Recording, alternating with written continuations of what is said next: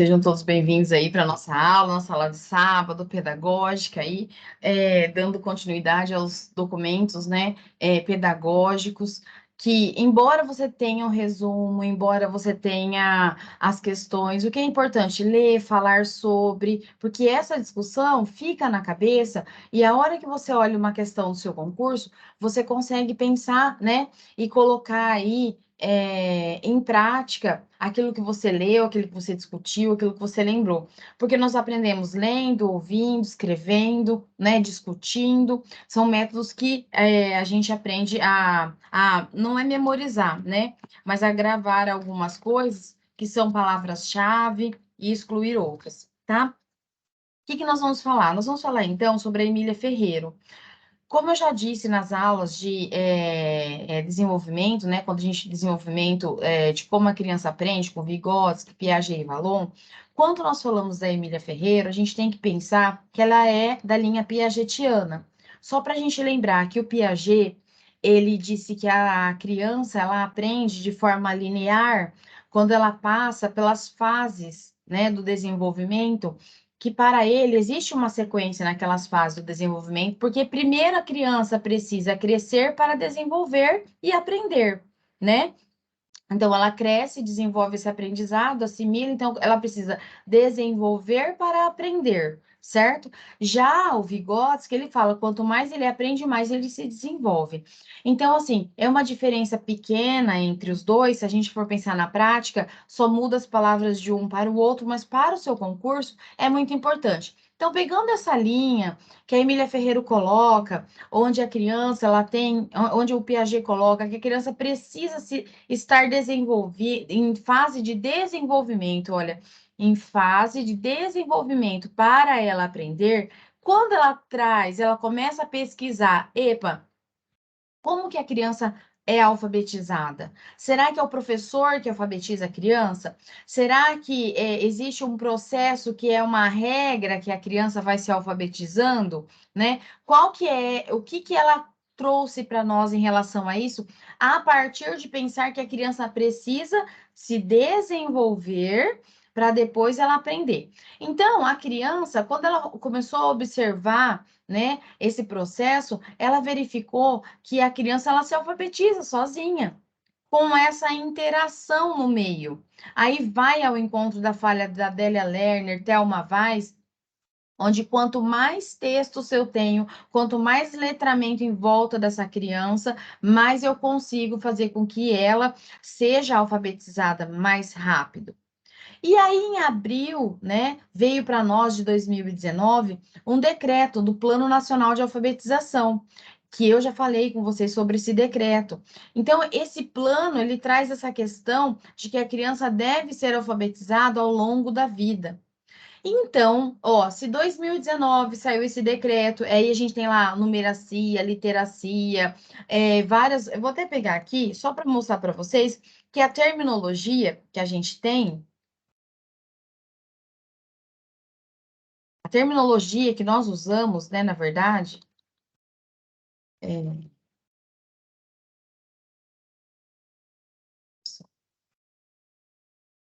só aqui para vocês, vocês têm isso, né, como documento, mas é um documento muito propício a cair em todos os concursos para frente, porque agora que voltou, as crianças estão falando de alfabetização e tudo mais. Olha só, considere-se alfabetização, analfabetismo absoluto, analfabetismo funcional, consciência fonêmica, instrução fônica sistemática, fluência em leitura oral, literacia, literacia familiar, literacia emergente, numeracia, educação não formal. Vocês estão vendo? Nós temos 11 itens diferentes aqui, com vocabulários diferentes e com conceitos aqui, tá?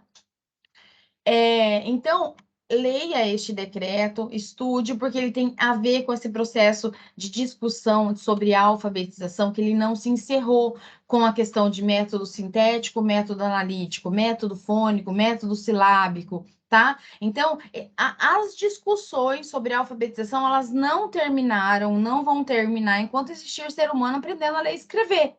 certo?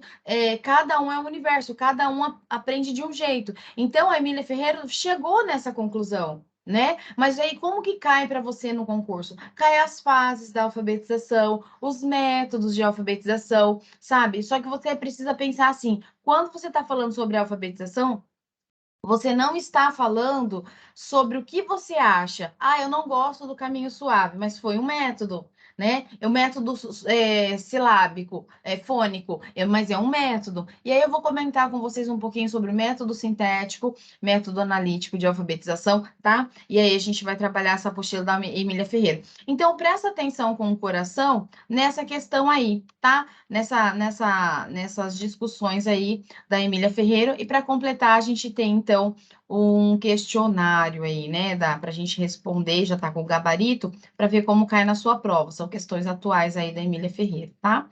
Olha só. Então, vamos falar sobre essa reflexão sobre a alfabetização, um tema muito em alta, certo? Então, aqui tem o resumo dos capítulos.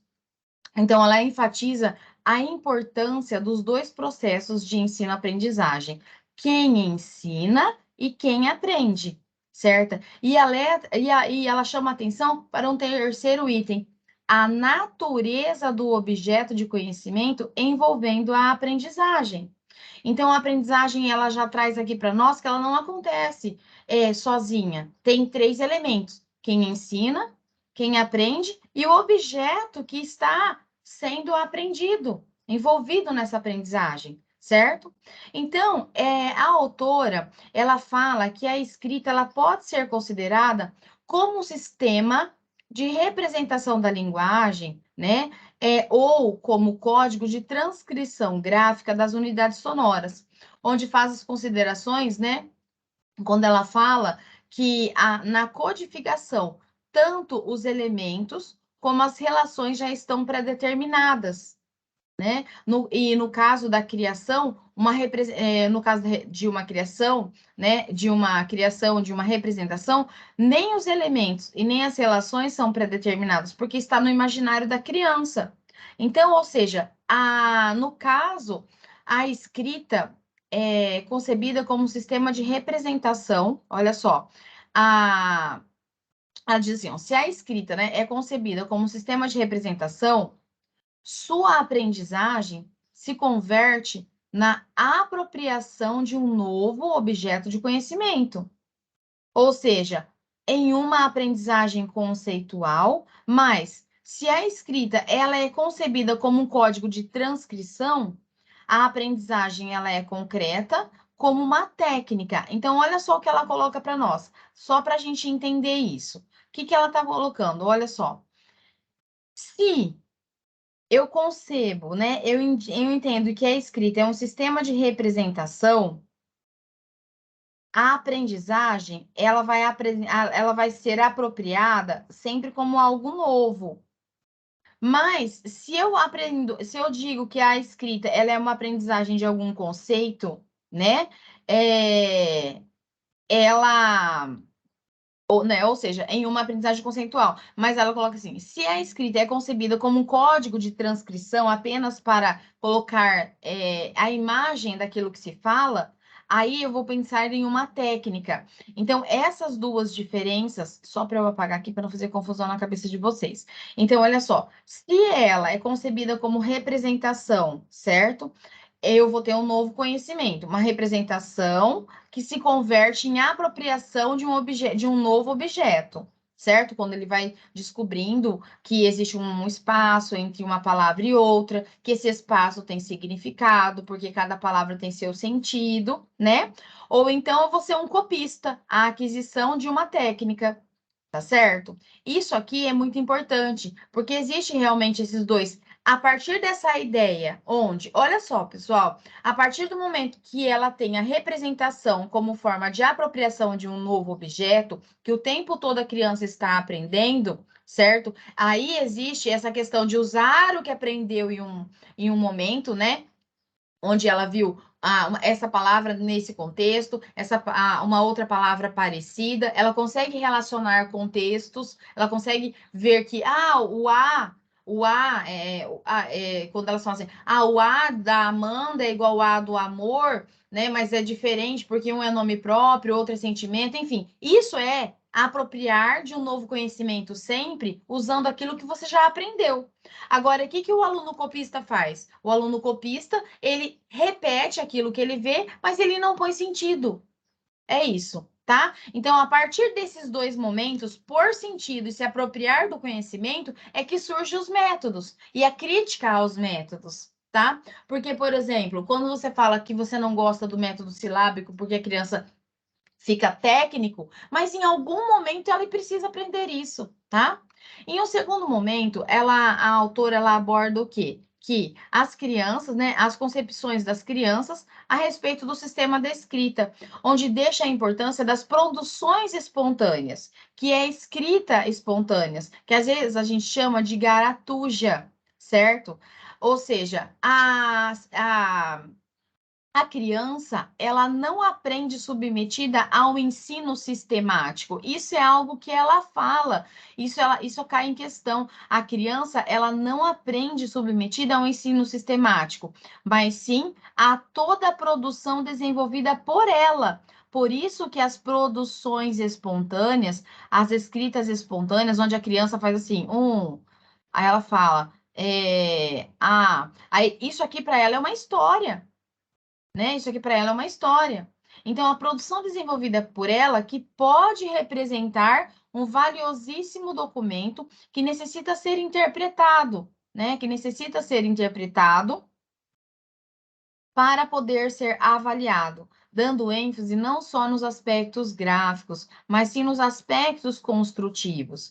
Então, a Emília Ferreira, baseada no quê? Nessa produção espontânea, que ela viu que a criança, quando ela está lá no método pré-silábico, ela tem que colocar no mínimo três ou quatro elementos para falar que é uma palavra, né? Então, ou seja, isso é um aspecto construtivo. Quando a criança faz isso daqui e conta uma história, ela está dando para você indícios de que ela tem noção da ideia pré-silábica. Ela só não sabe diferenciar números, letras, garatujas, ela não tem o conhecimento alfabético, mas ela tem conhecimento do quê? Dessa estrutura. É isso que ela fala, que essa produção desenvolvida por ela, que representa algo que deve ser interpretado, certo? Então, ou seja, ela ressalta que há a distinção entre desenhar e escrever, é de fundamental importância, pois desenhar se está no domínio do ícone, certo? Sendo importante, olha só, o que é interessante? Eu vou explicar para vocês a questão do ícone, do índice e do símbolo, tá? Então, olha só, ao escrever, se está fora do icônico. Olha, deixa eu só voltar para vocês entenderem essa ideia aqui, tá? Ela ressalta ainda que a distinção entre desenhar e escrever é de fundamental importância, pois ao desenhar se está no domínio do icônico, sendo importante por reproduzirem a forma do objeto. O ícone é a forma do objeto. Ao escrever, né, ao desenhar, é isso. Ao desenhar, ela está na parte do ícone, tá? Pode cair na sua questão isso. E ao escrever, vamos lá. Ao escrever,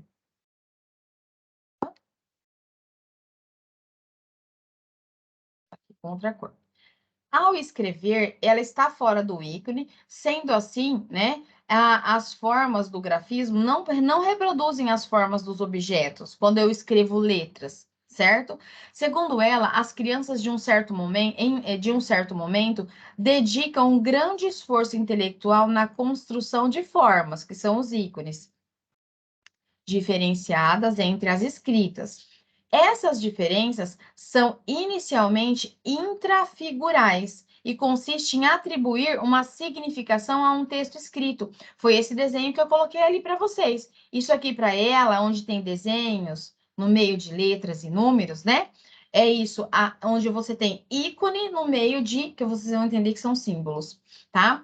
Tais critérios se expressam pelo eixo quantitativo que cai na sua prova, onde se atribui, no mínimo, 3 letras para que a escrita diga algo. Na concepção da criança, tem que ter, no mínimo, 3 letras Mas já vi questão cair 4 letras para que isso represente alguma coisa, tá? Isso no eixo quantitativo, ó, quantitativo.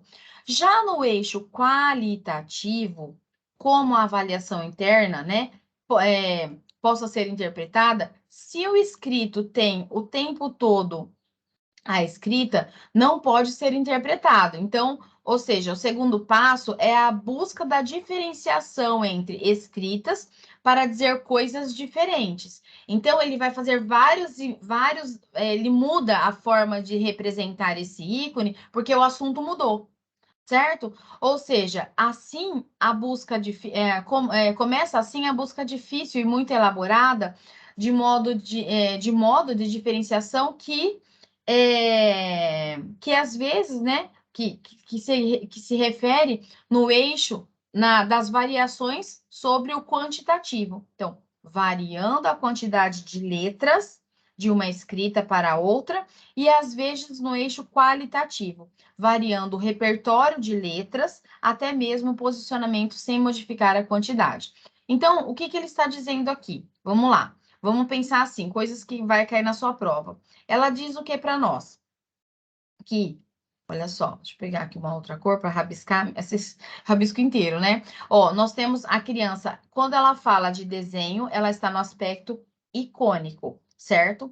Então, nesse aspecto icônico, né, nós temos as formas de desenhos mesmo. A letra é vista como um desenho, tá? A letra é vista como um desenho. Deixa eu só ver se eu tenho um texto aqui que eu vou mostrar para vocês que vale a pena. Até depois eu posso mandar para vocês, vocês podem até trabalhar em o menino. Deixa eu ver se eu tenho aqui.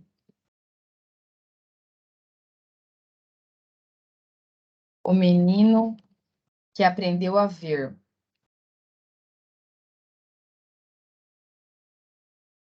Mas- Então, mas eu tenho ele em PDF. Deixa eu só pegar aqui para você. Da Ruth Rocha. Uhum.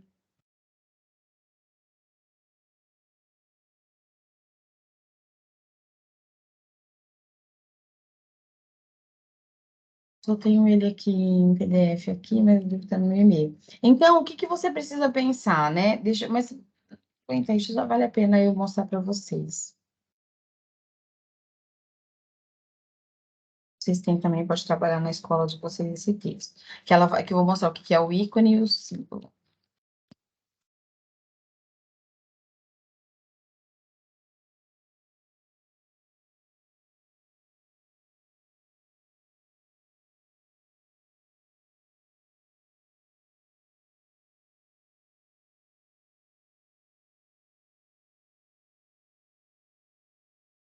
Não sei se vou estar aqui no meu e-mail. Vou pegar ele aqui em PDF, senão vai ficar atrapalhando na aula, mas deixa eu mostrar para vocês aqui. Mas eu vou mandar o PowerPoint dele para vocês. É o livro que eu tenho escaneado, chama O Menino que Aprendeu a Ver, tá? Da Ruth Rocha. Olha só esse texto, né? O Menino que Aprendeu a Ver. João vivia espantado. Que mundo mais engraçado! Quanta coisa que há no mundo, há coisas que a gente entende, há coisas que a gente não entende.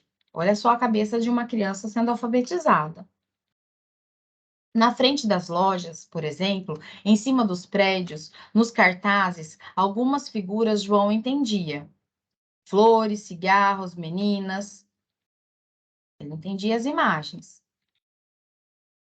Mas havia outros sinais que Joãozinho não sabia. O que seriam? Aí no PowerPoint que eu tenho os desenhos e as letras junto, né? Mas está bem mais esclarecido. Em cada rua na esquina, uma placa pequenina. João queria saber o que era aquela placa. O que era aquela placa, mãe? Todas as esquinas têm. É o nome da rua, filho. João olhava, olhava, olha só, e via uma porção de desenhos que para ele eram assim. Olha como eram os desenhos que ele viu e era o nome da placa. Rua do Sol. E olha o que ele via, certo? Para ele eram ícones. Isso são ícones. Um dia, a mãe de João disse para ele: Meu filho, você precisa ir para o colégio, aprender a ler, aprender todas as coisas. Que coisas, mãe? As letras, João, os números. Você vive perguntando coisas. No dia seguinte, cedo, João foi para o colégio. Quando chegaram na esquina, a mãe de João falou: Temos que tomar o ônibus. Será que vai demorar? Mas que ônibus, mãe?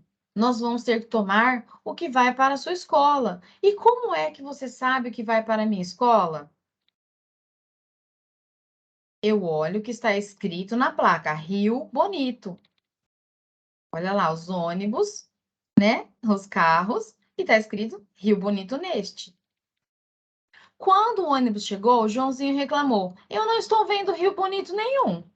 E João via na frente, o que João via na frente do ônibus era uma placa com uns desenhos assim, ó, ícones. Isso são ícones, porque não tem a representação, certo?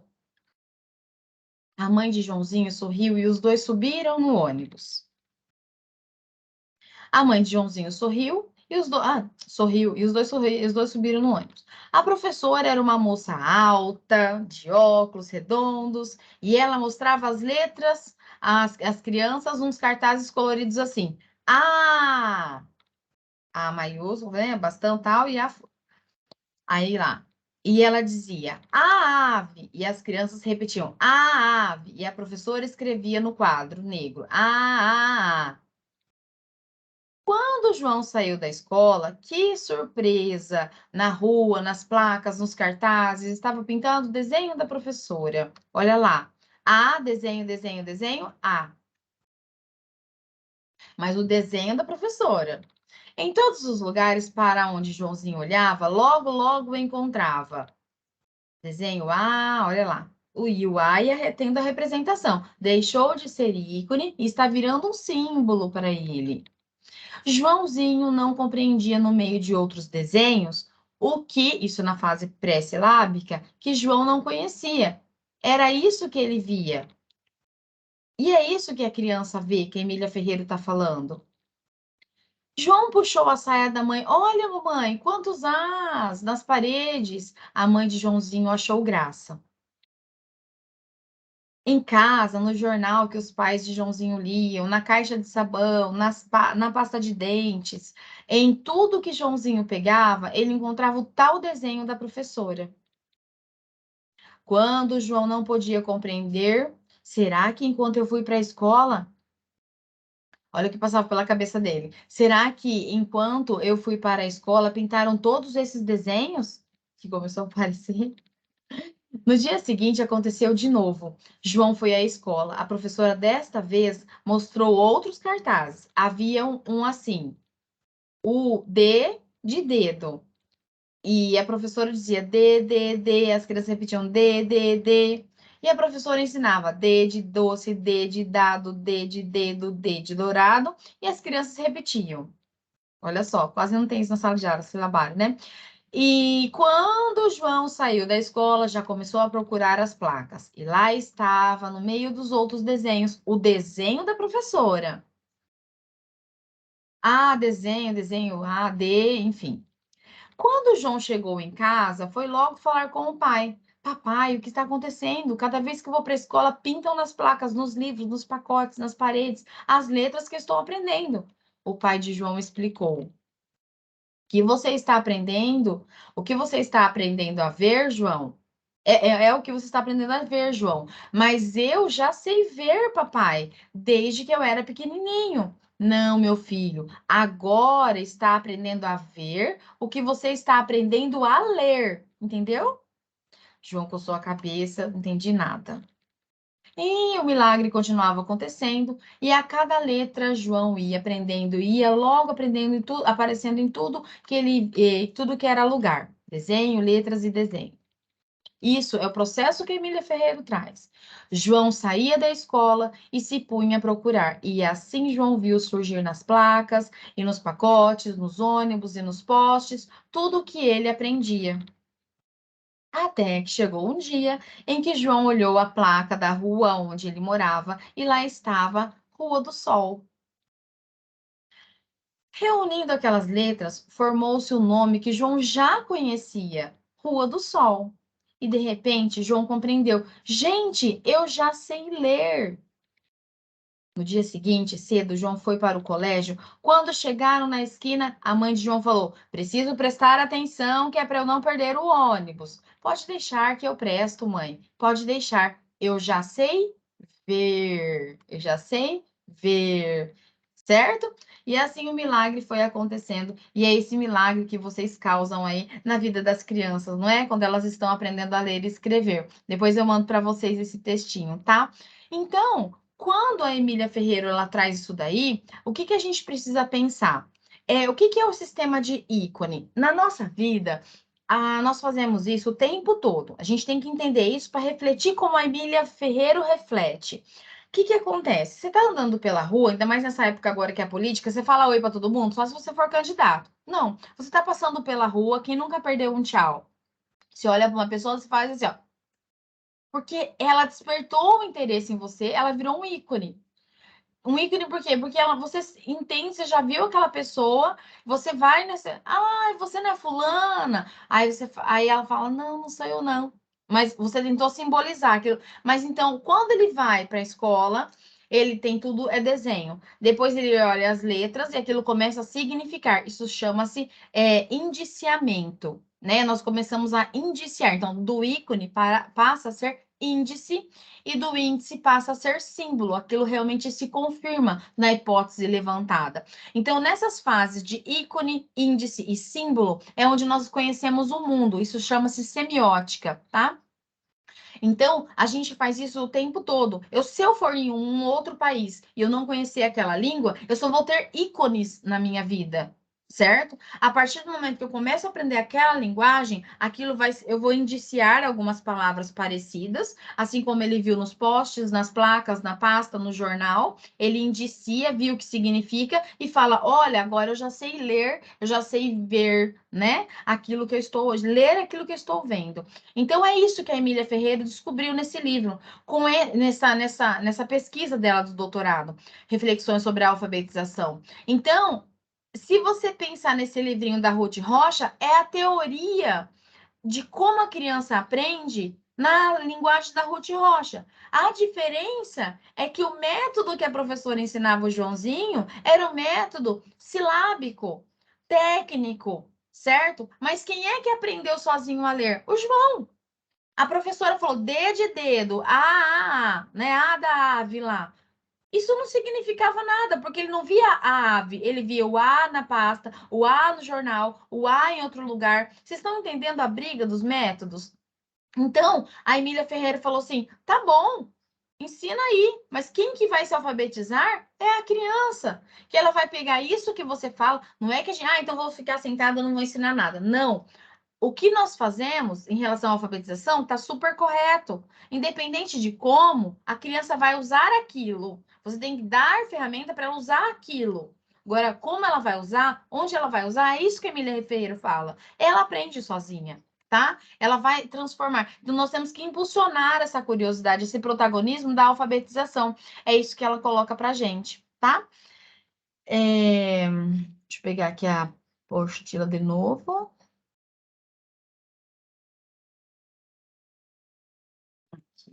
Vamos lá, então, tá? É bem legal discutir isso para a gente começar a interpretar, né, as questões dela. Então, quando ela fala dessa questão, né, dessa questão icônica, é que tudo é um desenho, tá? Então, depois ela acaba falando dessa questão da quantidade e da qualidade, certo? Que no mínimo são 3 letras para representar alguma coisa, ou 3 desenhos para representar uma palavra. E se eu for escrever outra palavra, são 3 desenhos diferentes, tá? Então, ele trabalha. E aí, a partir do momento que a criança vai fazendo esse eixo entre qualidade e quantidade, e ela vai misturando letras, quantidade de letras, diminuindo os desenhos, ela vai sendo alfabetizada. É esse o efeito que ela falou. Então, ao passar por esse processo, a criança começa por descobrir que as partes da escrita, né, as suas letras, podem corresponder a outras tantas partes da palavra escrita, que são as sílabas. Então, ela começa a pegar as letras, né, e ver as partes das letras, as letras dentro das sílabas. Aí inicia-se o período silábico, quando ela começa a construir letras e as sílabas com as letras, né? Ou seja, obter um critério, né? deixa eu realçar aqui, obter um critério geral para reguiar as variações da quantidade de letras que devem ser escritas, chegando até o período silábico alfabético, que marca a transcrição entre esquemas futuros que ela vai escrever, né? E ela descobre que uma letra não basta para representar uma sílaba e que a identidade do som não garante a identidade da letra. Olha que interessante. Ela vai descobrindo todo esse processo que uma letra não representa uma sílaba e que também o som não garante a representação da letra, né? E nem a identidade dessas letras aos sons. O que ela quer dizer aqui para nós? Eu vou dar até aumento, deixa eu ver se aqui, que eu não consigo dar enter. Para a gente pensar que quando eu falo para vocês, quando a gente fala assim, né? E a sílaba fechada, a sílaba aberta, o som do P bilabial, lábio dental, P, T, B, né? D. Então, as letras que são, às vezes, vocalizadas em um mesmo ponto da boca, elas confundem. Por isso que elas começam a transcrever aquilo que ela fala. Eu quero mostrar para vocês, eu quero explicar para vocês, dentro desta aula, os níveis de alfabetização, brevemente, cada um, para a gente construir isso, tá? Porque isso cai na sua prova, isso cai na sua prova. Eu vou pegar a nossa lousa.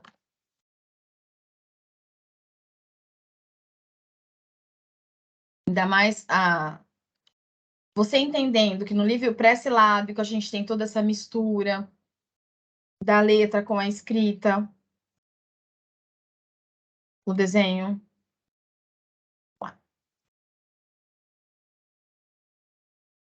Então, aqui, olha só, então vamos pensar nos níveis, tá?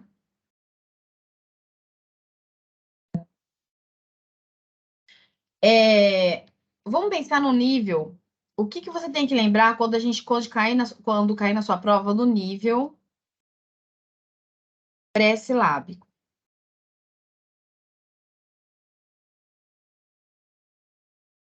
Nesse nível pré-silábico, eles não associam as letras com as palavras. Então, só para a gente lembrar, né? Ó, não associa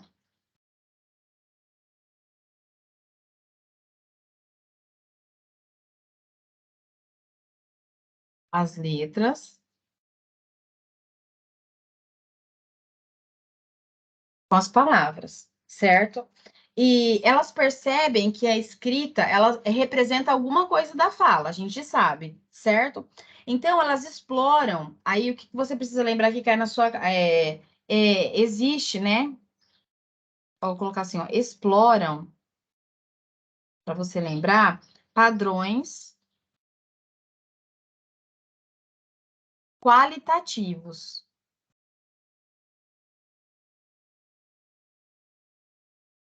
Elas exploram ou quantitativos. Minha luz está torta aqui. Minha letra já é garatuja, aí fica mais garatuja ainda. Ou quantitativos. Vou explicar o que é quantitativo. Certo? Então, quando a gente fala nisso, o que acontece? Ou seja, você tem que pensar que elas sabem ler do jeito delas, né? Sabem ler e escrever quando há 3 ou 4 letras diferentes. Letras, você quer dizer assim, por exemplo, ela pode desenhar um pirulito, um triângulo e colocar aqui uma voltinha, certo? Isso aqui é o número 1, tá? Isso aqui, ó, 1, 2, 3, 4. Então, para ela, pode ser uma palavra, certo? São diferentes. Então, isso aqui é o nível pré-silábico, certo? No nível pré-silábico.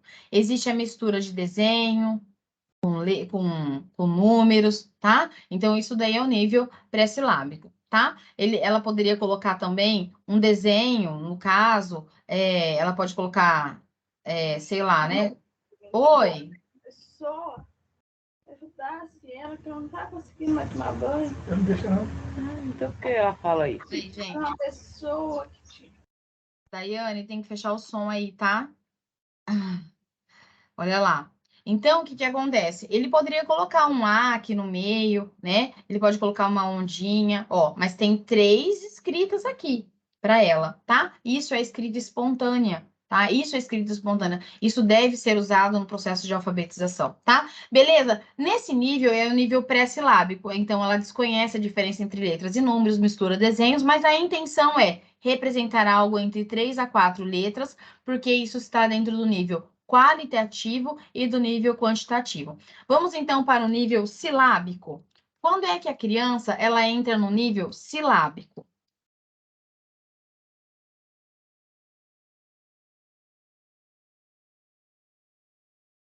No nível silábico existe, né? Ó, existe uma correspondência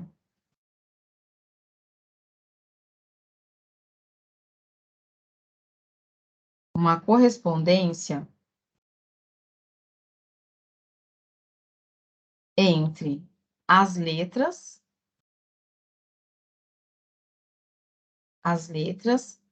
e o que é dito. Certo? Existe essa correspondência, certo? Mesmo que ela não seja a característica correta, tá? Dentro da língua portuguesa. Então, cada sílaba possui uma letra. Vou até colocar aqui, ó. Cada sílaba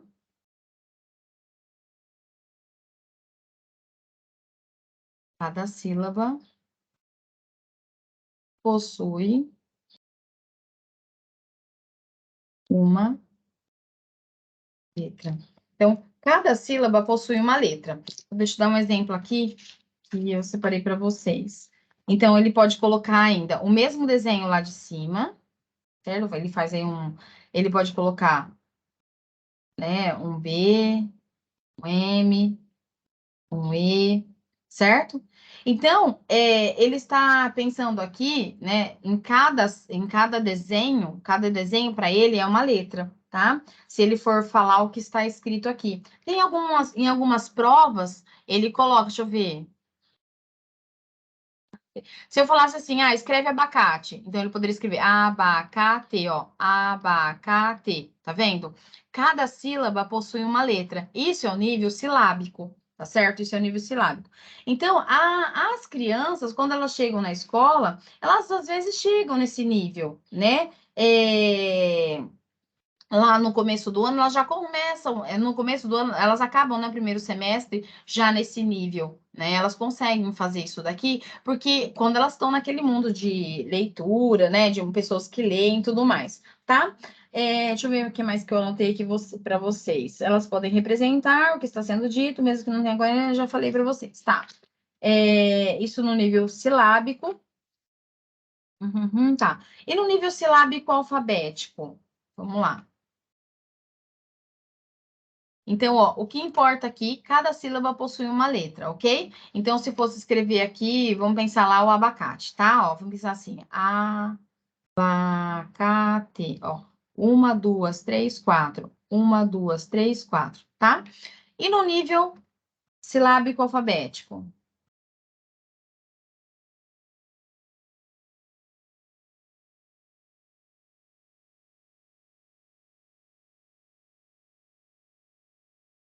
No nível silábico alfabético, vamos lá. O que a gente precisa lembrar? Para você analisar aí. Elas começam a entender que as sílabas e as sílabas têm várias letras.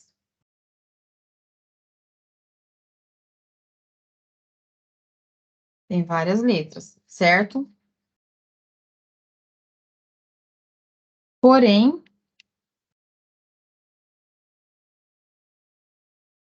para entender os sons, os fonemas, né? Os fonemas,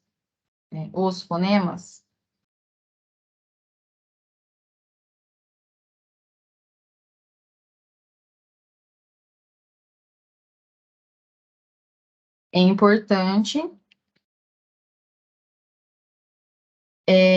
separar, né? Separar as sílabas. Elas fazem isso, né? Então, apenas com uma letra intercalada nas sílabas maiores. Então, como é que ela pode escrever, né? Se ela for escrever agora de verdade, né? Ela vai escrever o pirulito, no caso, né? Ela vai escrever o pirulito. Então, ela escreve assim, pi, u, i, tu. Ela consegue separar, né? Vamos lá que ela vai escrever uma menina, né? Vamos lá, escrever uma menina. Ela pode colocar mi, na. O que acontece? Quando ela faz isso, ela está fazendo exatamente isso que nós escrevemos aqui. Ou seja, cada sílaba, aqui em cima, ela sabe, cada letra representa uma sílaba. Aqui não, as sílabas têm várias letras. Então, ela fala pi, ru, lito, né? Ela pi, u, i, to, certo? Então, mas ela já entendeu o quê? Ela está no nível silábico alfabético. É aquilo que o pessoal fala assim, é com valor, né? A pessoa fala, é com valor. Por que com valor? Porque ele já está construindo mais a questão do som, né? Do som e da separação entre as sílabas, tá? Vamos lá. E aí a gente tem o nível alfabético.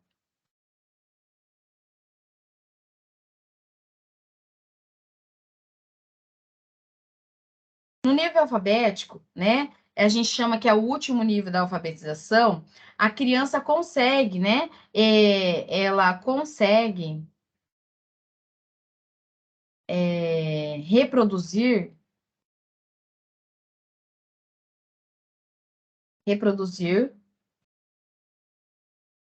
todos os fonemas,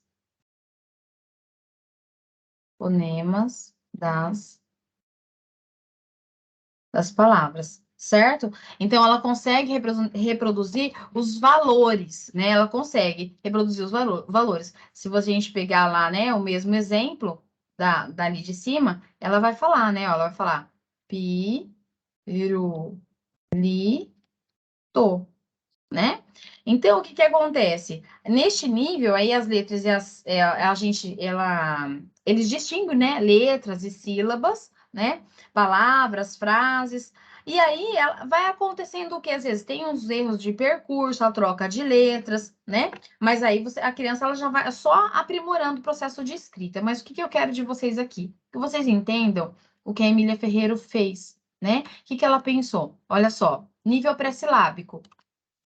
Eu sei que existe uma escrita, eu estou numa comunidade que ela precisa da escrita, né, registrada em base sólida, né, para passar uma mensagem, é assim que está na placa, em todo lugar. Eu tenho desenho, eu tenho letras, eu tenho números.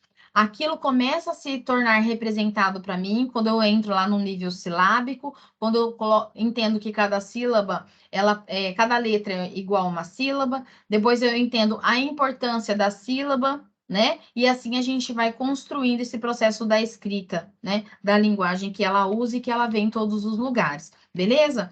Então, esses são os níveis, né, de alfabetização que a gente trabalha pelo que a criança constrói. Então, se você fizer qualquer pesquisa, você vai ver que isso é de forma linear. Então, a Emília Ferreira falou isso. Ele falou: olha, primeiro ele trabalha com quantidade, no mínimo 3 a 4 letras.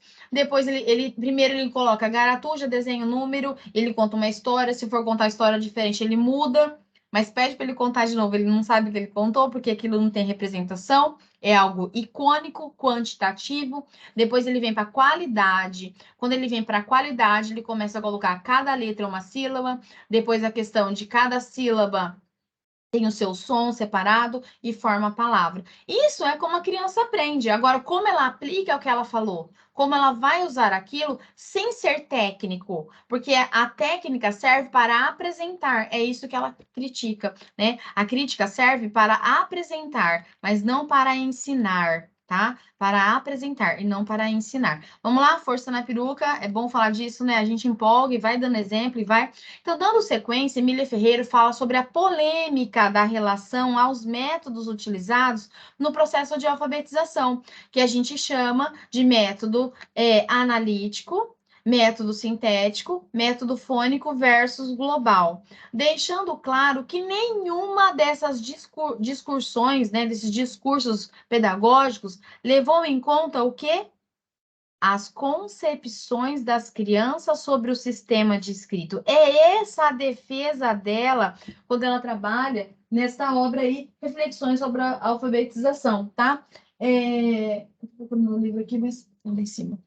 Então, olha só, as concepções. O que ela defende, então, pessoal? Ela defende isso daqui mesmo. As concepções das crianças sobre o sistema de escrita deve ser levado em que momento? Na hora que ela está aprendendo, construindo a sua própria alfabetização.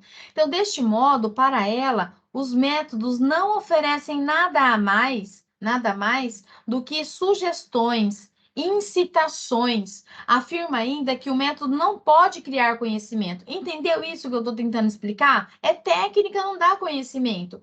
E que nenhuma prática pedagógica é neutra. Precisa dos acenos aqui, tá? É neutra. Todas estão, olha, todas as práticas pedagógicas estão apoiadas em certo modo de receber esse processo de alfabetização, ou seja, e o objeto dessa aprendizagem. Por que esse modo de receber? Se é uma criança que nunca viu um livro, que não sai de casa, que não assiste televisão, a criança ela vai ter muita dificuldade para se alfabetizar, muita dificuldade para fazer relação e interação do conhecimento dado, da técnica dada pela professora, para ela aplicar lá fora. Então, a autora, ela cita 3 dificuldades principais que precisam ser colocadas. A primeira dificuldade que ela coloca aqui é a visão que um adulto já alfabetizado tem do sistema da escrita, a confusão entre desenhar e escrever letras e a redução do conhecimento do leitor ao conhecimento das letras e seu valor convencional.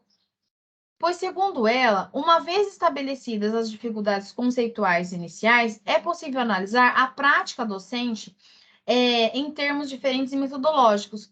Após dar ênfase em cada assunto destes, visão do adulto já alfabetizado, a confusão entre desenhar e escrever e a redução do conhecimento de quem lê sobre a escrita, certo?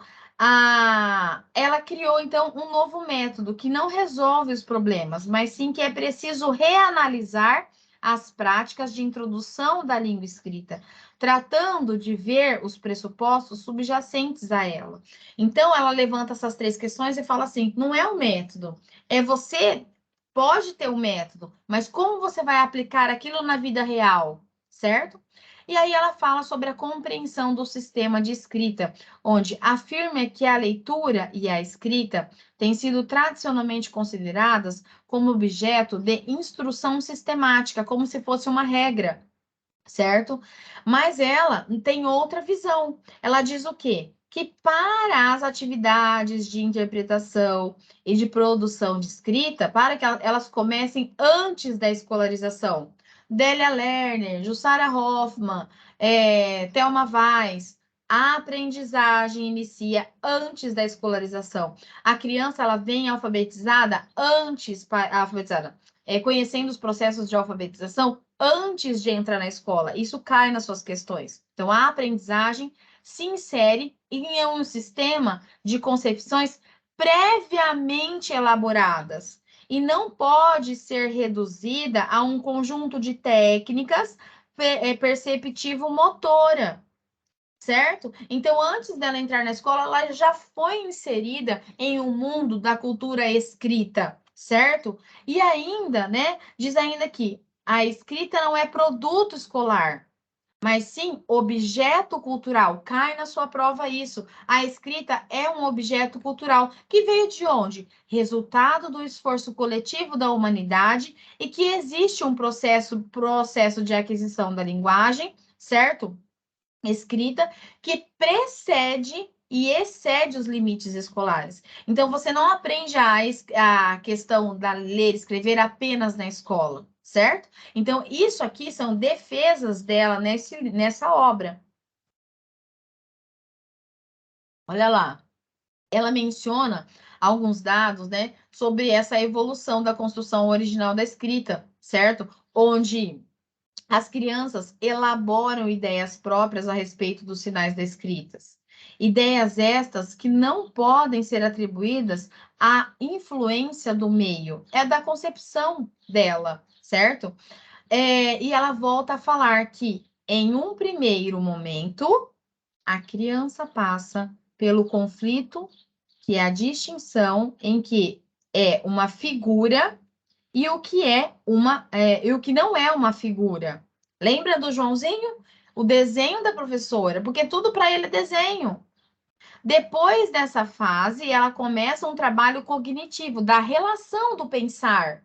E há um segundo conjunto, que é a quantidade mínima de caracteres, critérios que têm, né, influência decisiva em toda a evolução.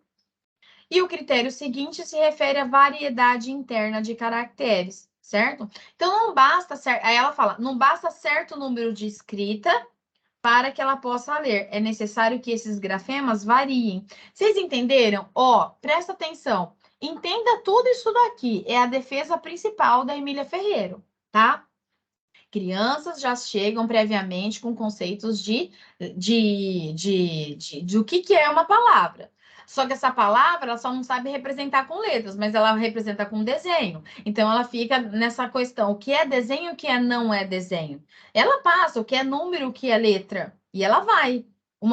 Cada letra é uma sílaba, depois a sílaba, depois a representação som, né? Som, sílaba, e assim vai.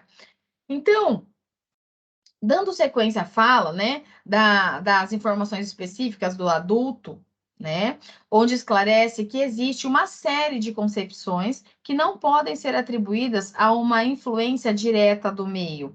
Ao contrário, existem, gente, conhecimentos específicos sobre a linguagem que só podem ser adquiridos através de outras coisas, leitores adultos, né, crianças maiores.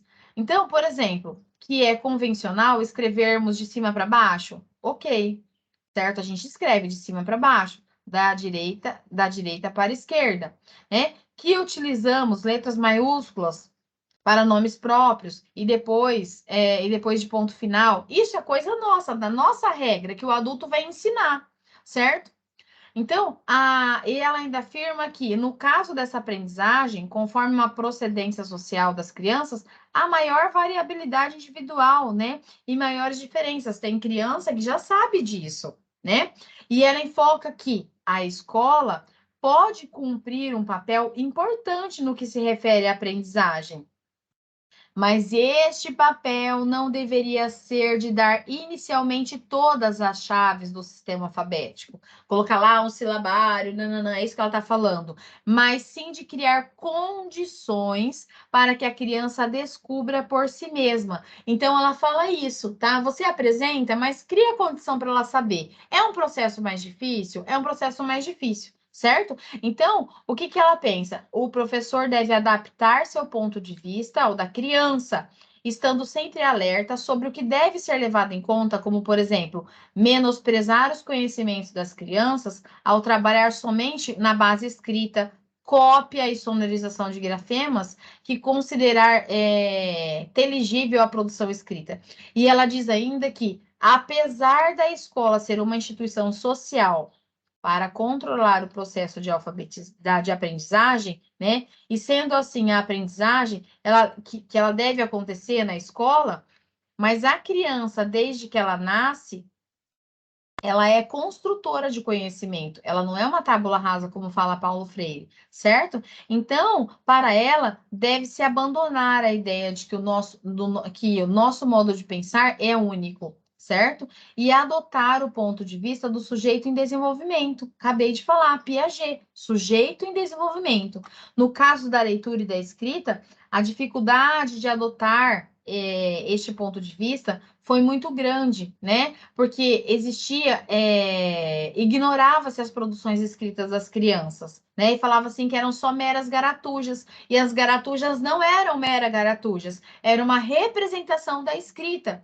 Então, olha que ponto nós chegamos. Para nós, hoje, nós já passamos pelo banco da faculdade, nós já sabemos o que é que a garatuja representa, mas você entende que considerar a garatuja como representação da escrita é recente. Antes, ele não sabe escrever, aquilo não significa nada. Então, quando a Emília Ferreira pensou em desenvolvimento, quando você põe um lápis na mão de uma criança e ela só rabisca assim, né? Ela está fazendo algum trabalho motor. Mas quando ela começa a representar alguma coisa, aquilo já não é só uma garatuja, é uma representação de uma linguagem da nossa linguagem, né? Escrita, registrada em base sólida, que é a nossa característica cultural. Por isso que a escrita, ela é uma identidade cultural que ela coloca pra gente, tá? E a criança, quando ela nasce, ela tá inserida nessa cultura. O celular, ela pega e faz o quê? Passa o dedinho, não é? Então, ela já está inserida nesse mundo digital. Dígito é dedo em latim. Então, eu já estou mexendo com o dedo nas coisas digitais. E eu não precisei aprender, eu vi o comportamento, tá? É isso que ela fala. Aprender a ler e escrever é um comportamento, tá? É um comportamento. Então, vamos lá. Força, segura a onda aí. Então, todavia, existe uma série de passos ordenados antes. Olha só, lembra do Piaget? Para ela, existe uma série de passos ordenados antes que a criança compreenda a natureza do sistema alfabético de escrita e que cada passo caracteriza-se por esquemas conceituais específicos. Ou a palavra esquema de quem quer? Piaget, cujo desenvolvimento e transformação consiste em um principal objetivo de estudo, tá? Então, Emília Ferreira deixa clara a sua preocupação no desenvolvimento da leitura e da escrita, né? Pelo lado teórico, né? E pelo lado prático. Então, segundo ela, o analfabetismo ainda hoje é um grave problema, né? E cabe a gente pensar isso de forma sensível em relação às crianças, né? E cabe ao sistema ser mais sensível e resolver os problemas, né? E mais eficiente. Então, ela coloca assim, né? Ela demonstra atenção às crianças que tiveram possibilidades limitadas de estarem rodeados por materiais escritos, que é o que eu falei para vocês, a Telelerner Thelma Weiss coloca isso, certo? Em seguida, ela coloca exemplos de crianças que são submetidas ao processo de ensino de aprendizagem, mostrando os avanços gradativamente, porque ela foi fazer esse experimento no doutorado, certo? Então, em um primeiro momento, a criança escreve tudo com o mesmo grafema, repetindo várias vezes. 2 meses após, ela já pode notar uma progressão, que aprendeu a desenhar algumas letras, alternando os caracteres, igualzinho o Joãozinho fez, certo? De não ter correspondência entre o grafema. Depois de 2 meses, existe uma progressão de mais 2 meses, né? Uma progressão maior, certo? Ela ampliou o repertório de letras, aprendeu que para palavras deve-se usar diferentes letras. Esse nível que eu coloquei aqui para vocês, certo? E quase ao final do ano, a criança já é capaz de escrever seu nome pronunciando silabicamente por ela mesma.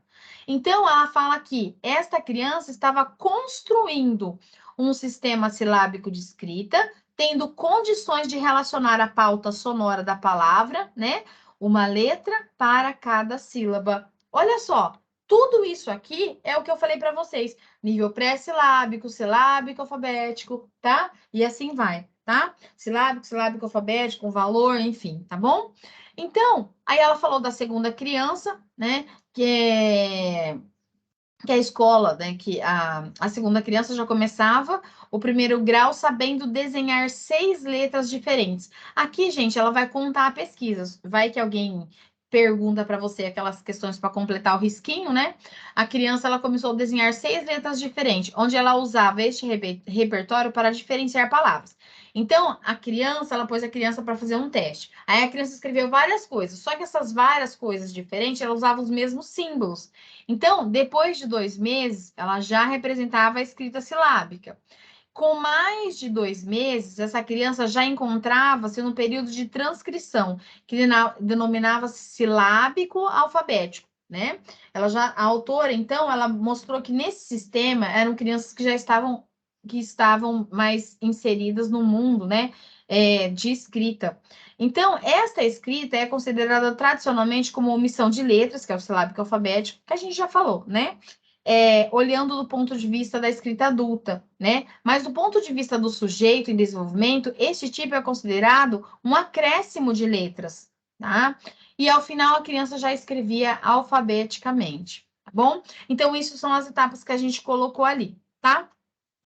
Então, dando sequência a essa análise que ela fez, por isso que ela construiu esses níveis aqui, certo? Com o propósito de descrever o processo de aprendizagem que ocorre nas crianças, fracassadas ou não, ela construiu todos esses métodos, tá? E contou aí para nós sobre como que ela entendeu que as crianças, quais eram os níveis que as crianças tinham a partir do que elas traziam. Então, ó, só para ficar claro, a pesquisa dela, reflexão sobre os processos de alfabetização, foi baseada em análise de crianças que tinham conhecimentos prévios ou não sobre a questão da escrita, da leitura, do nosso mundo tradicional, certo? E aí, a gente não pode deixar de lembrar disso que nós anotamos. A escrita é cultural, quantidade, letras, ícone, né? Essa questão de sempre valorizar que a criança não é a escola que alfabetiza, a criança ela chega na escola com conhecimento sobre o processo de alfabetização, a escola dá ferramentas e precisa dar condições para aplicar aquela ferramenta, né? Como ela vai entender aquilo que ela está sendo, que está sendo ensinado a ela, certo? Então, a Emília Ferreira fala sobre o polêmico tema: deve-se ou não ensinar a ler e escrever na pré-escola? Isso é algo, né, que muitas pessoas tem uma crítica na escola, afirmando que esse é um problema mal colocado, por ser falso o pressuposto de que pressuposto no qual se baseiam ambas posições antagônicas. A autora assegura que o problema foi colocado tendo por pressuposto serem adultos, pensamento adulto, que decidem quando a aprendizagem deverá ser iniciada e quando decidido que esse processo de aprendizagem não iniciará antes do 1º grau. A gente coloca etapa, a gente coloca prazo para isso. As salas sofrem processo de limpeza até que desapareça todo o sistema de escrita. Gente, eu já presenciei autoras, inclusive amigas, chega, tira esse silabário daqui, tira tal coisa daqui. Então, quer dizer, você põe a criança numa sala sem nada, né? Então, você não tem um estímulo. Mas ela vendo aquilo todos os dias, embora ela não sabendo o que é aquilo, que você não apresentou o que é, mas ela vai olhar e falar assim, na minha sala de aula tem aquela letra, na minha sala de aula tem aquela sílaba, né? Então, sendo assim, a escrita que está presente no meio social desaparece na sala de aula. É isso que eu estou falando. Por outro lado, quando se decide iniciar a aprendizagem antes do 1º grau do ensino fundamental, as salas da pré-escola assemelhar-se-á ao quase igual ao do 1º ano, certo? Sendo pressuposto o mesmo em ambos os casos. A autora ela volta a falar que a criança inicia sua aprendizagem de matemática, por exemplo, até antes mesmo do contato escolar. Olha ela falando da matemática. Quando decidem a ordenar vários objetos através de diversas participações no meio social. A criança não pega os brinquedos, não coloca um atrás do outro, certo? Se ela não conta, ela já está inserida numa alfabetização matemática, numa aprendizagem matemática, certo? No entanto, não poderia ser diferente do sistema de escrito, uma vez que este faz parte da realidade urbana, mantendo contato desde cedo com essas informações, certo? Como cartazes de rua, embalagens, livros. Então, a criança não entra na escola sem nenhum conhecimento sobre o sistema de escrita e leitura, certo? E é necessário uma imaginação pedagógica para dar à criança oportunidades condições ricas e variadas de interagir com a linguagem escrita, tá? Então, é necessário entender que a aprendizagem da linguagem da escrita é muito mais que a aprendizagem de um código de transcrição. É a construção de um sistema de representação, certo? Então, essas são as palavras-chave da Emília Ferreiro, essas são as ideias principais da Emília Ferreiro, tá? Quando ela fala aí sobre essa questão da alfabetização e da escrita, tá? Reflexões sobre a alfabetização. Vamos ver como isso cai e vem caindo nas provas e ver as questões? Vamos lá? Vamos responder as questões aí que tem na nossa apostila?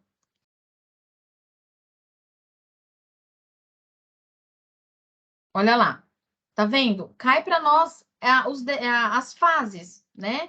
Então, olha lá, deixa eu desenhar aqui. Observe a escrita. Olha lá. É que aqui, ó, Francisco. Deixa eu ver se eu pegar outros.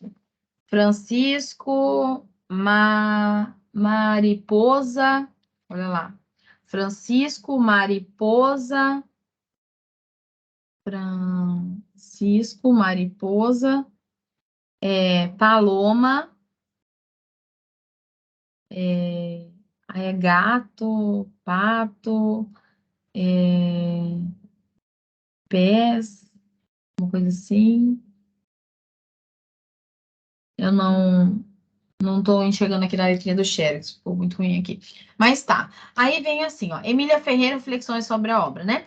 Segundo Emília Ferreira, a escrita produzida por essa criança de 6 anos olha lá, silábica, cada letra vale por uma sílaba e as vogais têm valor sonoro convencional.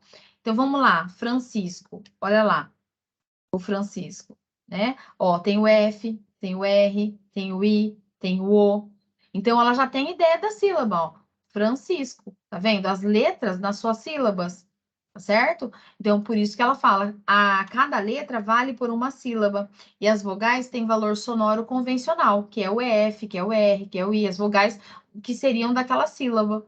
Então, por isso, tá? Nessa representação aí, tá? Aí, só pegando pelo Francisco, porque de baixo eu não consegui ler inteiro, né? Mariposa, ó. Mariposa, tá vendo? As vogais têm essa convenção.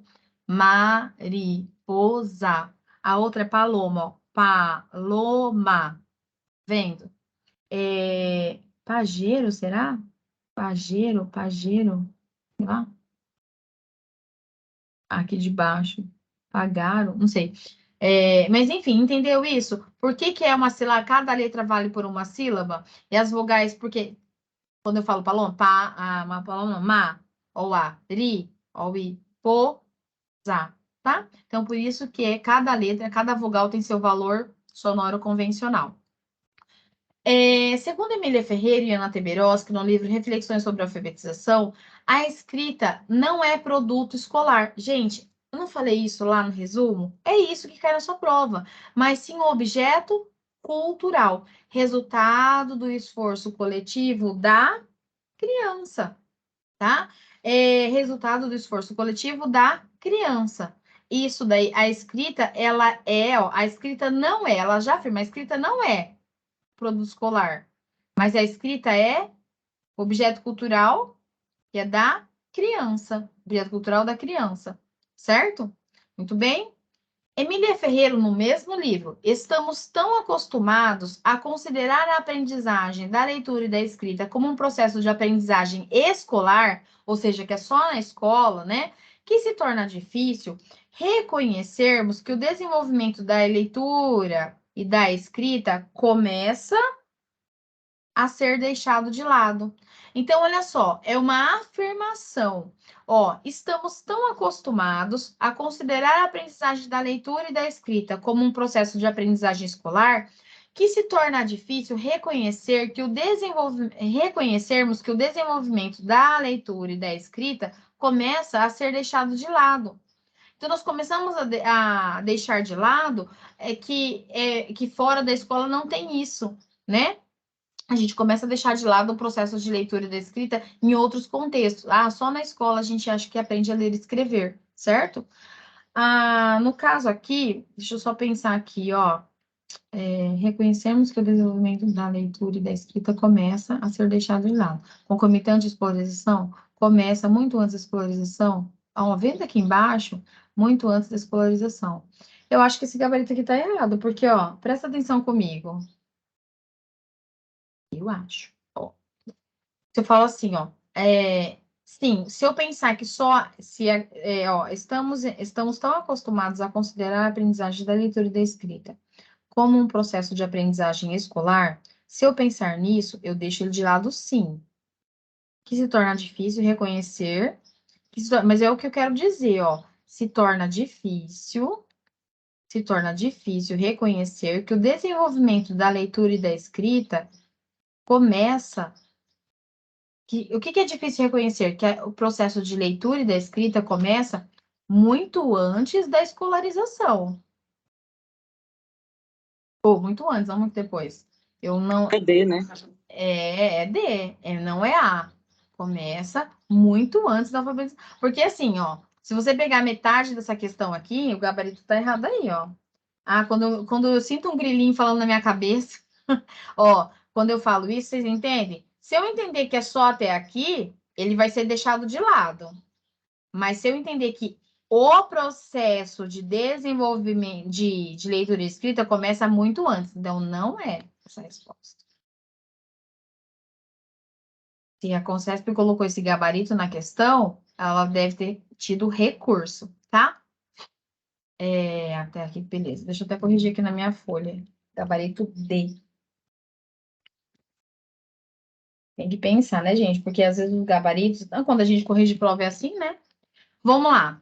Ao longo da história da educação no Brasil, os processos de alfabetização estão atrelados a vontades políticas, questões econômicas e reflexões sobre as metodologias. Sobre as perspectivas contemporâneas de alfabetização, é correto afirmar que é mais útil e relevante aprender sobre a língua do que aprender a usar a língua. Sobre as perspectivas da alfabetização, sim, né? Que a gente fala assim, que é sempre vista como um adulto, sobre essas questões políticas, econômicas, né? É mais útil e relevante aprender sobre a língua do que a utilizar a língua. Porque ó, não é preciso ensinar gramática na escola, isso não é. Saber ler e escrever não é o requisito prévio para outra aquisição.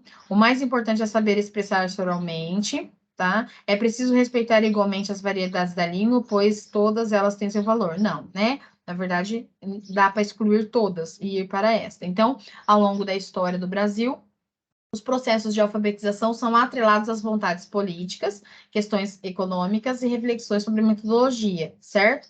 E sobre as perspectivas contemporâneas de alfabetização, é mais útil e relevante aprender sobre língua do que aprender a usar a língua, tá? Que a gente fala sobre essa metodologia, né? A língua é objeto cultural. Ótimo. 5. Para Moraes, ó, aqui, gente, pode ver que são só questões de alfabetização, tá? Para Moraes, a teoria da psicogênese, que é Emília Ferreiro, provocou reflexões e debates sobre a alfabetização. Sobre o assunto, o autor tece algumas considerações entre elas, certo? Os erros da escrita dos alunos são indicadores de patologias como, por exemplo, a dislexia. Vamos ver as outras alternativas.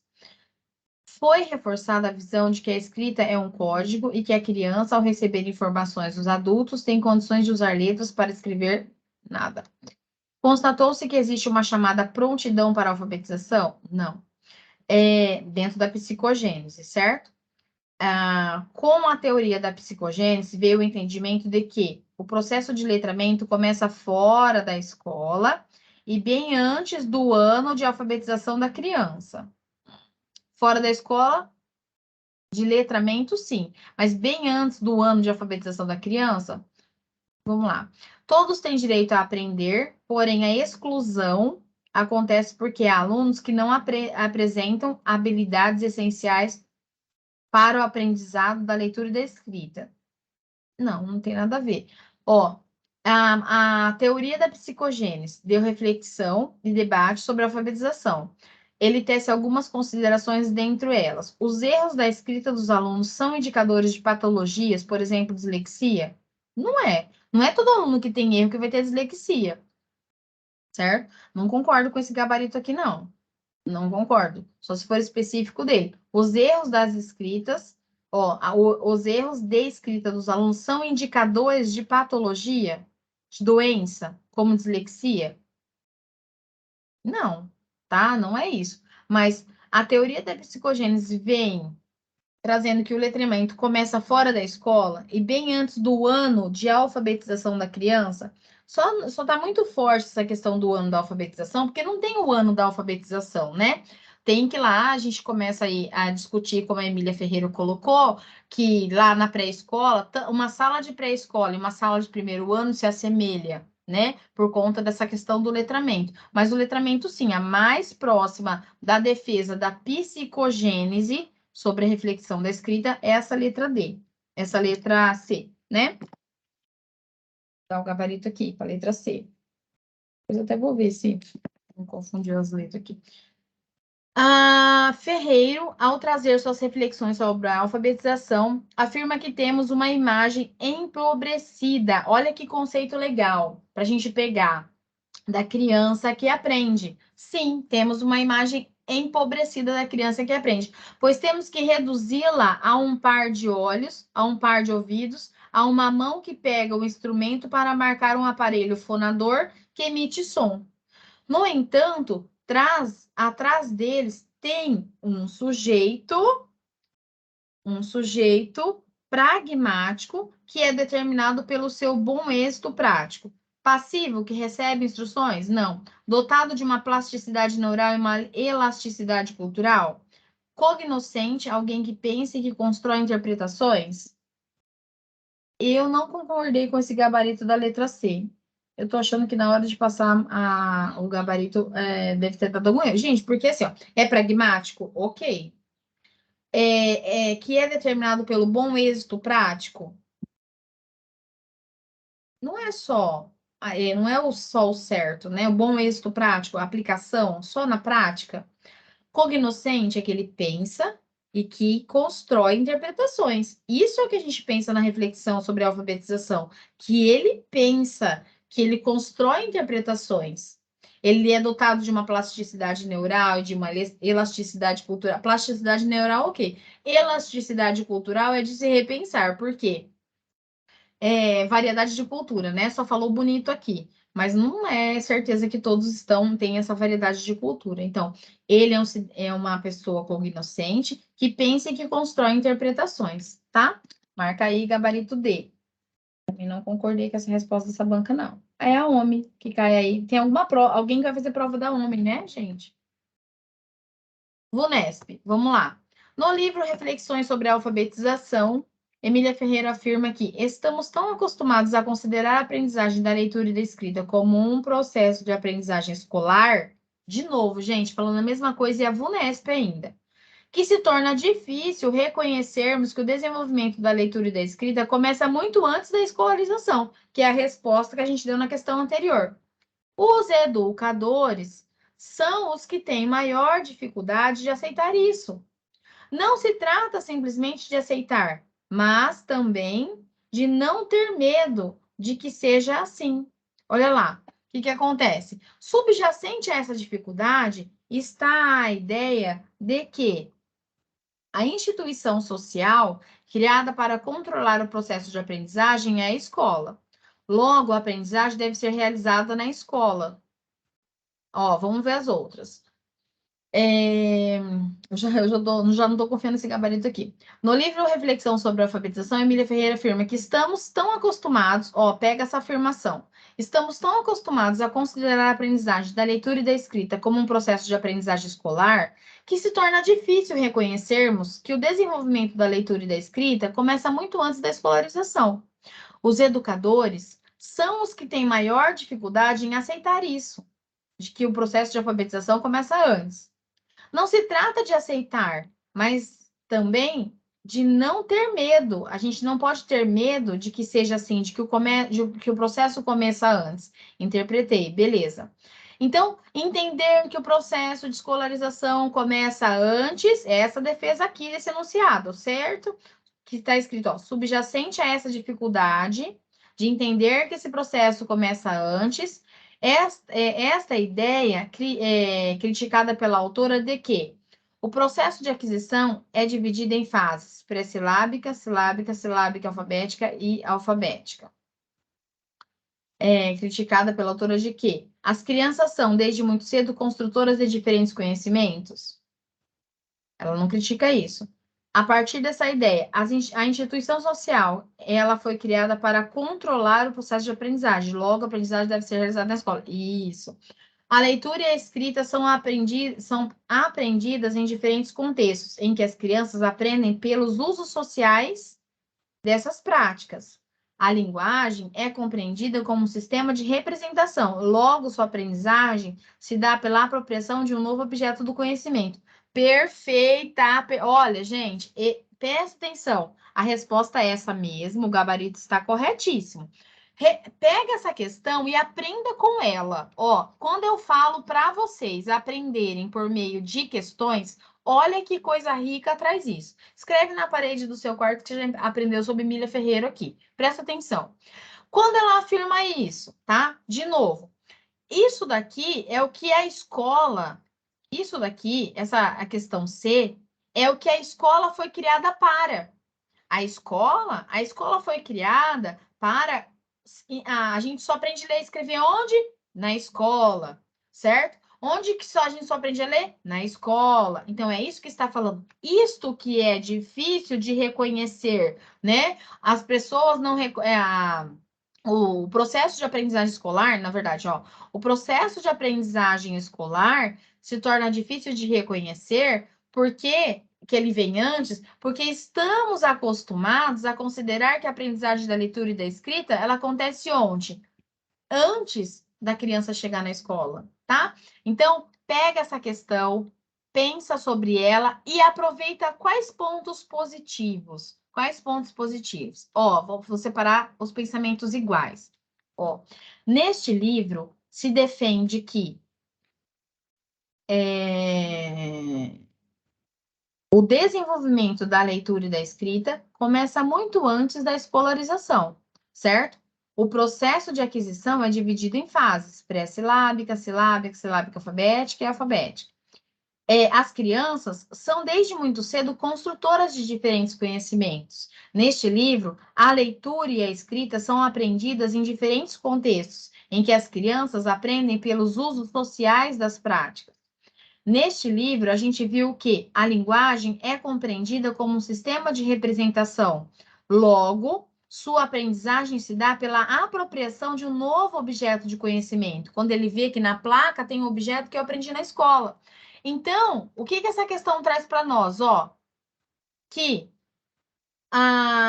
quando ele fala um processo de aprendizagem escolar, só trabalha isso, que a instituição social criada para aprendizagem é a escola. E logo, você só aprende a estudar na escola, alfabetiza na escola, tá? Então, esta questão da VUNESP é uma questão de difícil aprendizado, difícil questionamento, por quê?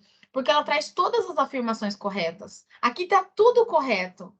Mas sobre este assunto, aprenda a ler esse enunciado. Sobre este enunciado, ele está perguntando o quê? Que o processo de aprendizagem escolar, que é restrito à escola, né? Os educadores só pensam dessa forma e têm dificuldade de entender que A, B, D e E acontece. Tá bom? Isso que é importante. Pega essa questão, tá perfeita, muito bem pensada, muito bem elaborada, tá? Pela VUNESP, essa questão, tá? Vamos lá. No ano de 2016, Emília Ferreira se tornou uma espécie de referência no ensino brasileiro e seu nome passou a ser ligado ao construtivismo, campo de estudo inaugurado pelas descobertas a que chegou o biólogo Piaget, na investigação dos processos de aquisição e elaboração do conhecimento pela criança, ou seja, de modo que ela aprende, ou seja, de que modo ela aprende. As pesquisas de Emília Ferreira, não parece eu falando sobre ela no começo da aula, Piaget e ela, as pesquisas As pesquisas de Emília Ferreiro, que estudou o trabalho de Piaget, concentraram o foco nos mecanismos cognitivos relacionados à leitura e da escrita. E o Piaget, como a criança se desenvolve, certo? A partir das produções teóricas da Emília Ferreiro, é possível compreender a escrita infantil. Falou, mas como que a Emília Ferreiro constrói a sua... Ele vê que a criança constrói a sua escrita? Assinale a alternativa correta, certo? Observa-se que a criança elabora hipóteses acerca da língua escrita, sendo função da escola promover avanços dessas hipóteses até a escrita convencional, certo? Será que a Emília Ferreiro pensa que a criança sempre aprende natural a ler e escrever sem interferência da escola? Não, ela não falou isso. Desde que viva numa sociedade letrada, a criança aprenderá a escrita convencional sem interferência da escola? Não, ela não defendeu isso. Somente no ambiente escolar, aplicando-se métodos e técnicas de alfabetização com etapas demarcadas, é possível levar a criança no uso correto da escrita convencional? Não é somente no ambiente escolar. Entenderam? Então, é essa a alternativa A, tá? Tá vendo como que é interessante a gente discutir? Ó, tudo isso que eu tô falando para vocês é isso que ela é. Aluna do Piaget, segue a linha de... Piaget seguiu como aluno aprende e ela como aluno se alfabetiza, tá? Nessa outra banca, as principais obras de Emília Ferreiro são... Então, deixa eu só conferir aqui em cima que eu marquei certo, né? A 8, letra A 7 eu mudei o gabarito? Não, continuou C. A 9 tá certo. A 9 é a tá. As principais, né? Psicogênese da língua escrita, tá? Pensamento em linguagem Vygotsky, linguagem de desenvolvimento e aprendizagem, não sei, tá? Mas essa aqui é a psicogênese da língua escrita, tá? Uma das principais obras dela, tá bom? Questão 10. Para Emília Ferreira, o primeiro nível de escrita é reproduzir traços típicos da escrita que a criança conhece, certo? Então, é as garatujas, os traços típicos de escrita, as garatujas que a gente... aqui fala, reproduzir apenas desenhos realistas, realizar cópias, realizar associação de fonema, não, tá? Então, só por isso já sabe que é isso mesmo. As garatujas devem ser consideradas sinais de que ele está no mundo cultural da língua escrita, né? Segundo Emília Ferreira, a criança elabora diferentes hipóteses sobre a escrita. Olha, gente, vocês estão vendo? Sempre se repete as questões, ficam sempre em torno disso, tá? Pré-silábica, silábicos, alfabética e alfabética, tá? 12. Analise a alternativa correspondente ao nível silábico de alfabetização com base na Emília Ferreira, certo?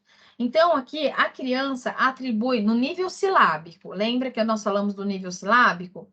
Então, com base no que ela falou, aí, coloca aí, a criança atribui um valor sonoro para cada sílaba das palavras que ela registra, né? Igual falar, paloma, né?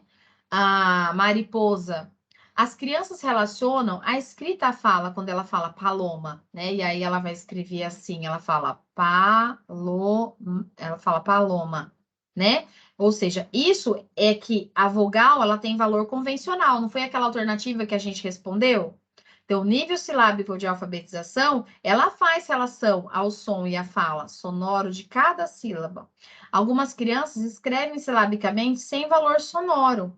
Começa com um conflito de hipótese silábica e a quantidade mínima de letras exigidas para que a palavra possa ser lida.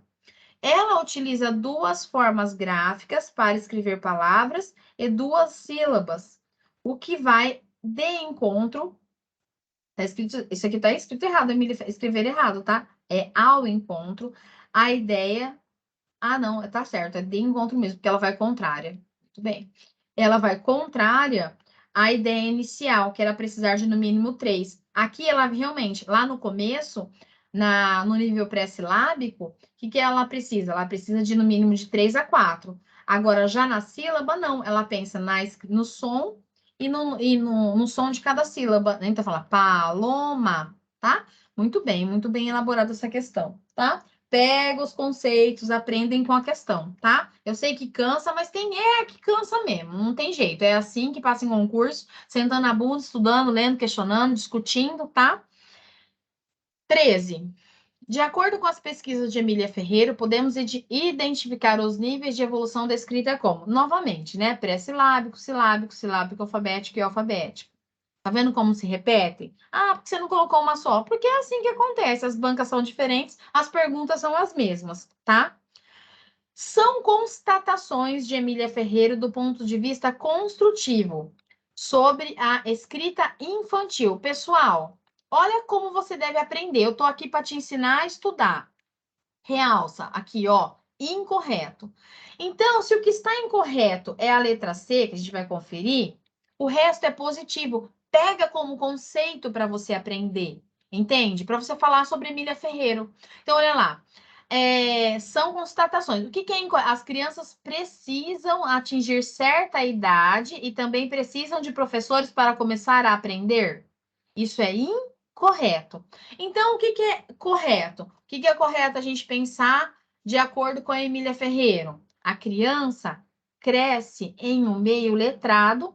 A criança que cresce em um meio letrado está exposta à influência de uma série de interações. Ok, a criança não é produto, mas sim objeto cultural, resultado de um esforço coletivo da humanidade.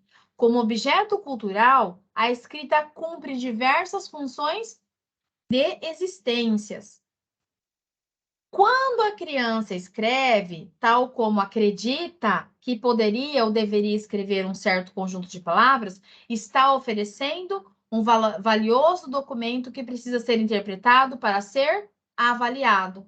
Gente, que lindo! Emília Ferreira pensa assim no processo de construção de alfabetização, certo? E não que as crianças têm que ter uma idade para ser alfabetizado, certo? Entenderam isso? Olha que questão boa para você aprender conceito da Emília Ferreira. E aí eu falo para vocês, ó, segura a onda, tá acabando, eu sei, heróis da resistência aí. Ó, presta atenção. Depois dessa aula, se você colocar só os conceitos que a gente falou, você responde qualquer coisa sobre Emília Ferreira, tá? Já viram que não dá para ver Paulo Freire hoje, né, meu bem? É assim, eu encho vocês de conteúdo, depois eu não dou conta. Mas tá bom. Oi, amor, pode falar. Ó, aqui nessa que a gente acabou de fazer, né? Fala aqui que a escrita não é um produto, mas sim um objetivo cultural, resultado do esforço coletivo da humanidade, certo? Lá na 2, nós fizemos a questão que fala que a escrita não é um produto escolar, mas sim um objetivo cultural, resultado do esforço coletivo da criança. Então, seria a humanidade também? Na 2. Deixa eu pegar aqui. Ou eu estou confundindo a questão? Não, cara, deixa eu só ver. Peraí, a criança cresce em um meio. Deixa eu só me retomar aqui. Nessa 14, tá falando qual? É, que fala que a escrita, né, a B está correta, né? Que ela é um esforço coletivo da humanidade. E Isso. lá na 2 é a mesma fala, só que aí nós circulamos a criança, ou eu circulei errado?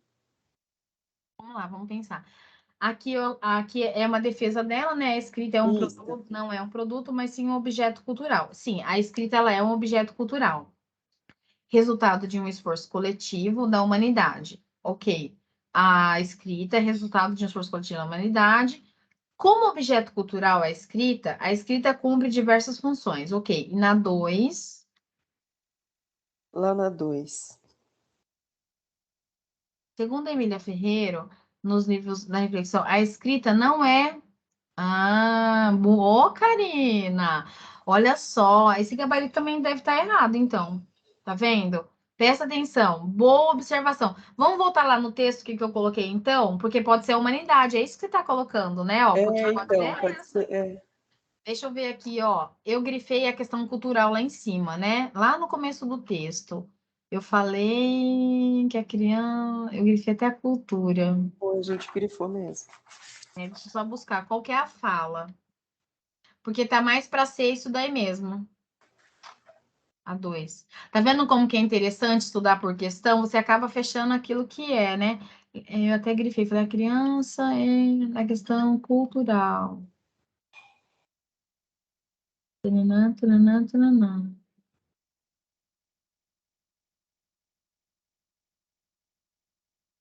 Mas é da humanidade, sim. Porque se aquela questão lá, aquela questão tá super bem elaborada.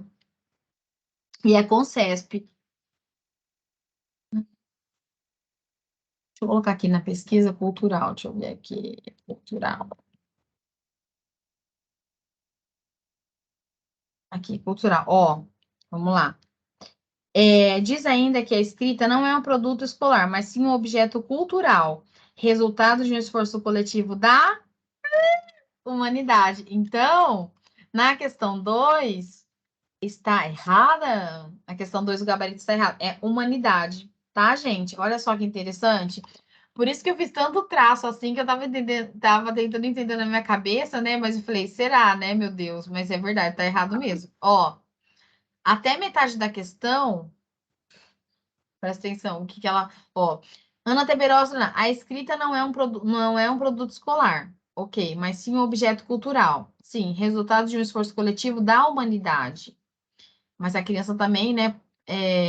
O esforço coletivo é da humanidade, não é o esforço da criança que ele está falando, é o esforço coletivo, né? O coletivo da humanidade, beleza?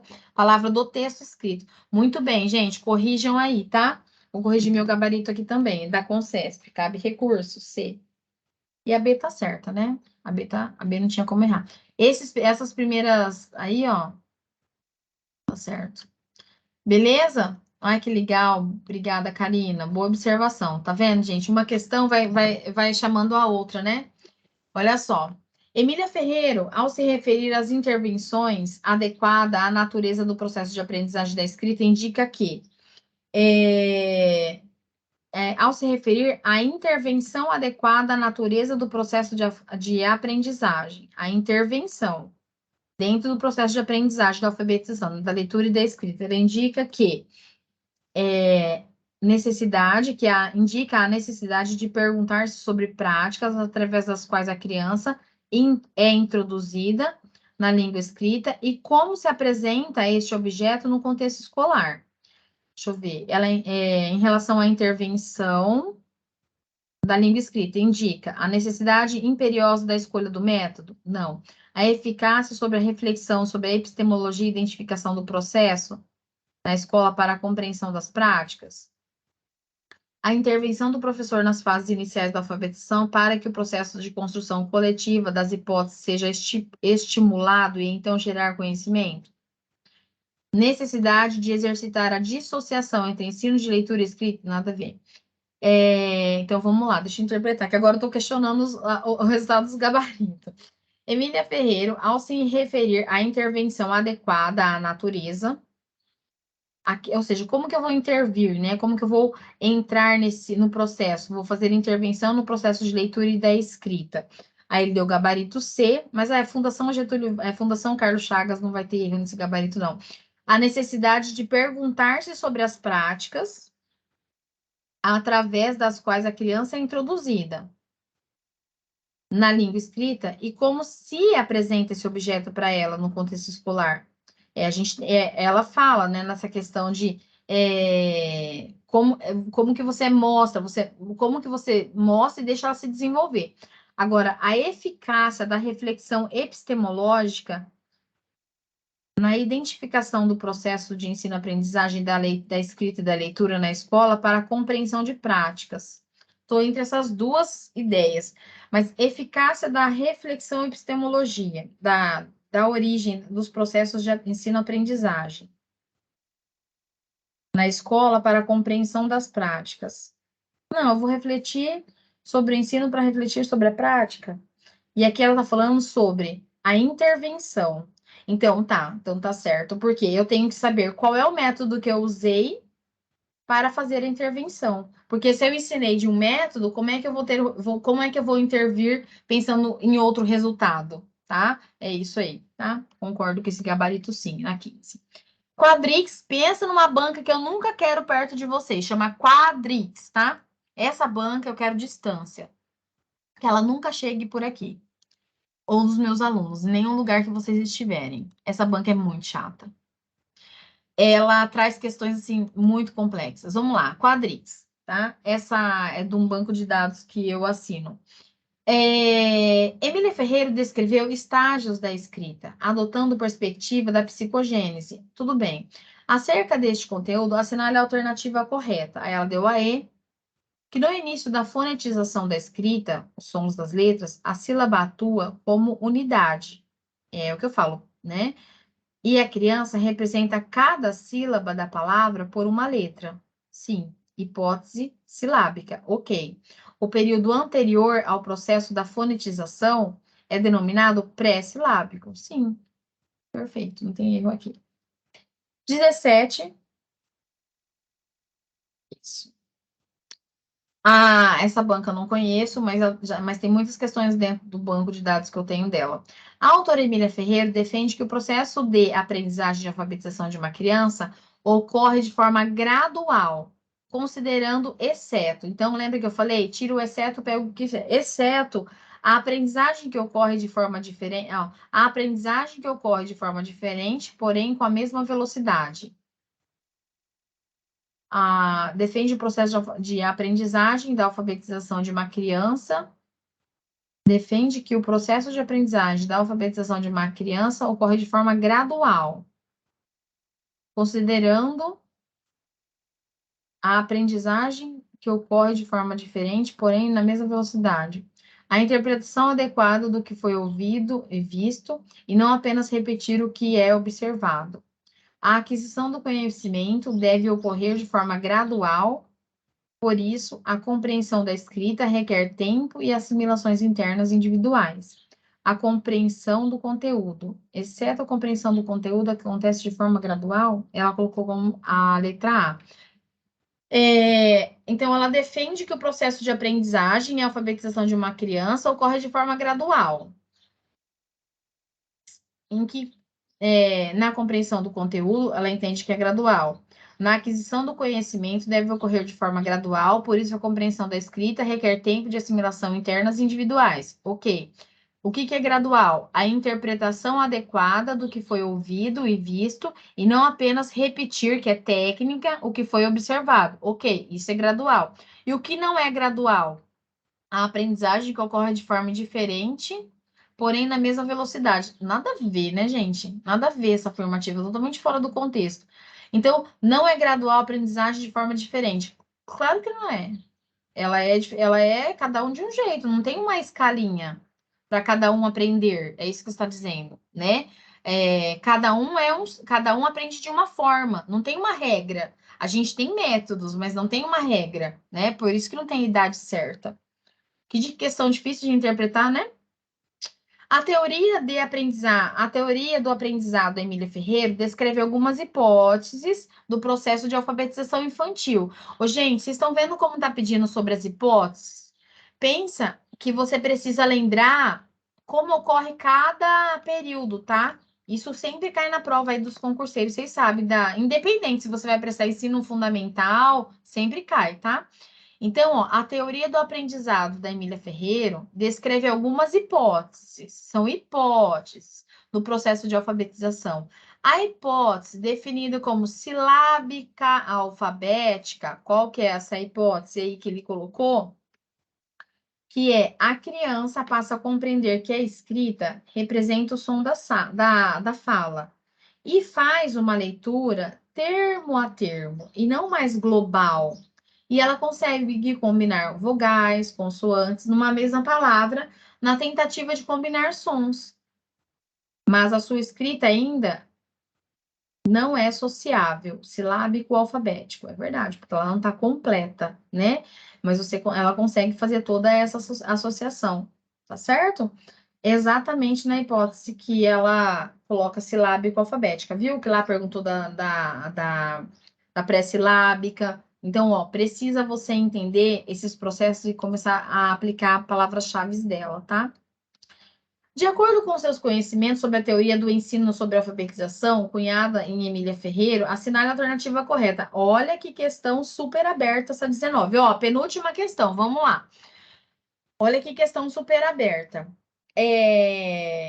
A compreensão da função social da escrita deve ser estimulada com o uso de textos de atualidade, livros de história, jornais, revistas, que didaticamente podem ser compilados em cartilhas, fazer cartilha disso daqui e orientar o trabalho do professor. Jamais, né? Ela não fala nada disso. Ela, na verdade, ela até abomina a cartilha.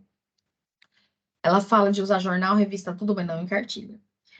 Os desempenhos díspares, ou seja, apresentados pelas crianças de diferentes formas, de classes sociais diferentes, na alfabetização, ó, não tinha caído isso, não revelam capacidades desiguais, porque todos aprendem, mas o acesso maior, o acesso menor a textos lidos e escritos desde os primeiros anos de vida. Olha lá. Então, olha que conceito interessante, é isso que ela defende. Pega para você, escreve no seu caderninho de conceito de Emília Ferreiro. A criança apresenta aprendizagem diferente, umas mais, outras menos? Sim. A classe social diferente tem interferência nisso? Sim. Na alfabetização? Sim. Por quê? Porque umas têm acesso maior, outras têm acesso menor a textos lidos, tá bom? É isso que faz essa diferença. Mas, contudo, todavia, entretanto, todas aprendem, não revelam capacidades desiguais. Todas têm capacidade de aprender, tá? Olha que questão maravilhosa, como ela retoma aquilo que a gente discutiu na Emília Ferreiro, tá?